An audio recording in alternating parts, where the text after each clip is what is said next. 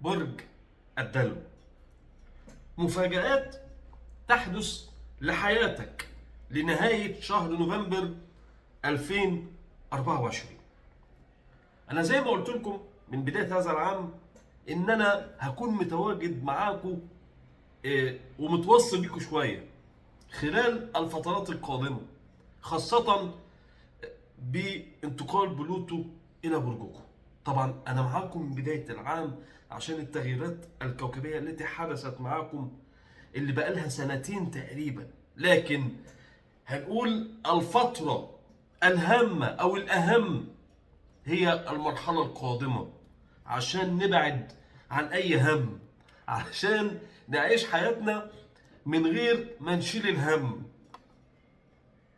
خلال الفترة يحدث أمور كثيرة وتغيرات بالنسبة للنفسية والميول والرغبات.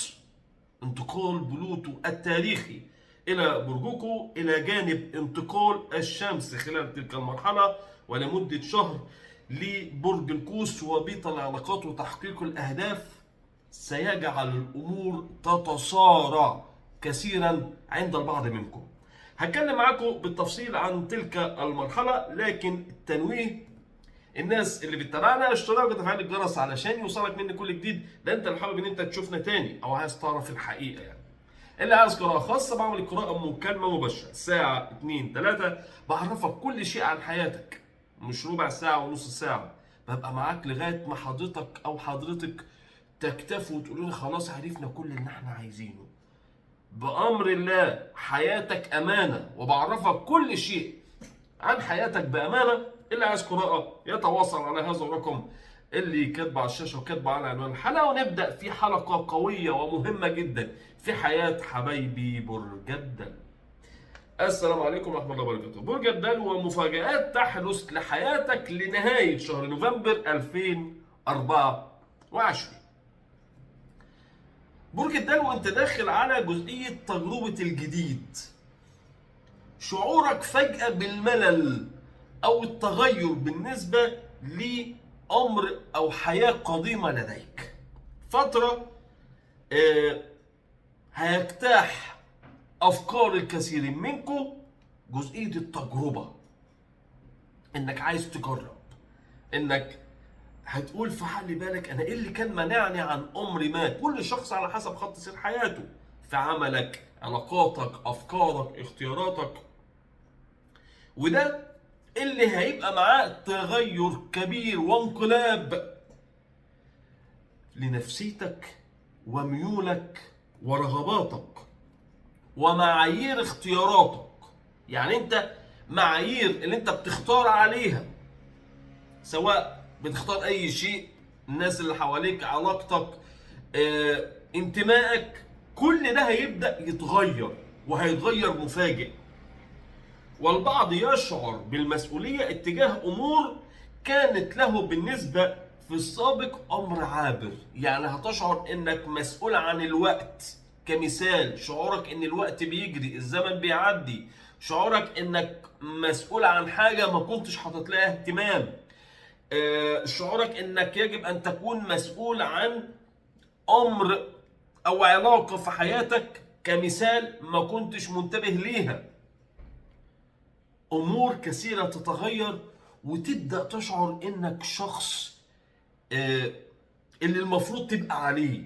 يعني من جواك كده هيظهر القوه اللي جواك او اصلك، هتبدا تدور على اصل مشاعرك واصل انتمائك.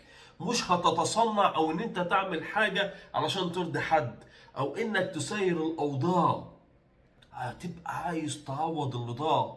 البعض منكم هيحط كده قدام نفسه طريق او هيقف وقفه مع النفس، لانه عايز يكون نفسه، مش عايز يكون تابع لحد، مش عايز يكون متنازل عشان يساير حد، مش عايز يكون في مكان مش بتاعه عشان الدنيا تمشي وخلاص. حتى لو مع ناس ما عندهاش اخلاص، كان ممكن بيحصل ده مع الكتير عشان الدنيا تعدي.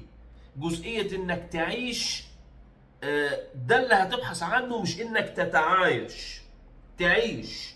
تعيش الحياة الطبيعية اللي ربنا وهبها لك، مش ان انت تتعايش مع أوضاع ضد رغباتك، في علاقة عاطفية، في مكان عمل، في مكانة اجتماعية، في أيا كان.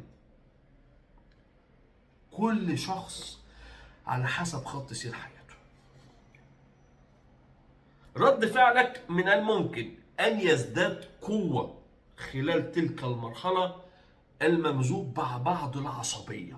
يعني هتلاقي نفسك في رد فعلك مش الطبيعي، في عصبية شوية، في قوة، في حدة. ده أمر طبيعي جدا.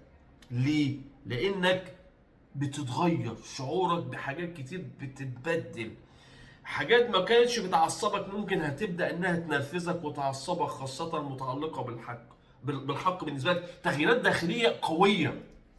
يعني عندك تغييرات كده ما حصلتش معاك يمكن طول حياتك، انت من نفسك بتقول دلوقتي ايه اللي بيحصل معايا ده؟ الكثير منكم بيسأل عن هذا. آه، رد فعلك هيزداد قوة، فحاول أن تتذكر، ده للتذكرة، أن تأثيرات الكواكب من الممكن أن تفاقم الأمور. يعني لو أنت في عصبية حبتين، أعرف أن ده أمر طبيعي، لكن ما تنجرش ورا تلك العصبية أنك تخسر حاجة مهمة في حياتك أو حد مهم. العلاقات العاطفية هي الأخطر. العلاقات العاطفية هي الأخطر لك في حياتك خلال تلك المرحلة. مرحلة انقلاب كبير جدا في المشاعر والرغبات، وأيضا في جزئية العلاقات. الحقيقة هتكون واردة، ودي جزء من العصبية هيكون موجود كتير جدا خلال تلك الفترة. في عصبية زيادة، في توتر زيادة، والحقيقة هتكون على لسانك. يعني لسانك ده هيبقى رصاص. ده أمر طبيعي جدا، وده من الممكن أن تستخدمه في مشاعرك أو مواجهة شريك الحياة. فده أمر طبيعي، لكن اللي مش طبيعي إن أنت ممكن تخسر حد. حاول تكون متأني أو تفكر، لأن بداية المرحلة أو بداية انتقال بلوتو إلى برجكم يعني بيخليكم نوعا ما خارج السيطرة لغاية ما تتعودوا على الأوضاع الجديدة لشخصيتكم. حاجة تاني التنويه، الناس اللي بتتابعنا اشتراك وتفعيل الجرس علشان يوصلك مني كل جديد. انت لو حابب ان انت تشوفنا تاني او عايز تعرف الحقيقة، اللي عايز قراءة خاصة بعمل قراءة مكالمة مباشرة ساعة 2-3، بعرفك كل شيء عن حياتك، السنوات القادمة، السنوات الأكثر حظا والأقل حظا. ودي أمانة، القراءة أمانة، بتكشف لك كل شيء في حياتك بأمانة. اللي عايز قراءة يتواصل على هذا الرقم اللي كاتبه على الشاشة وكاتبه على عنوان الحلقة. حبايبي برج الدلو، يا رب كده برج الدلو جميع الأبراج تكون بأمن وأمان. سلام.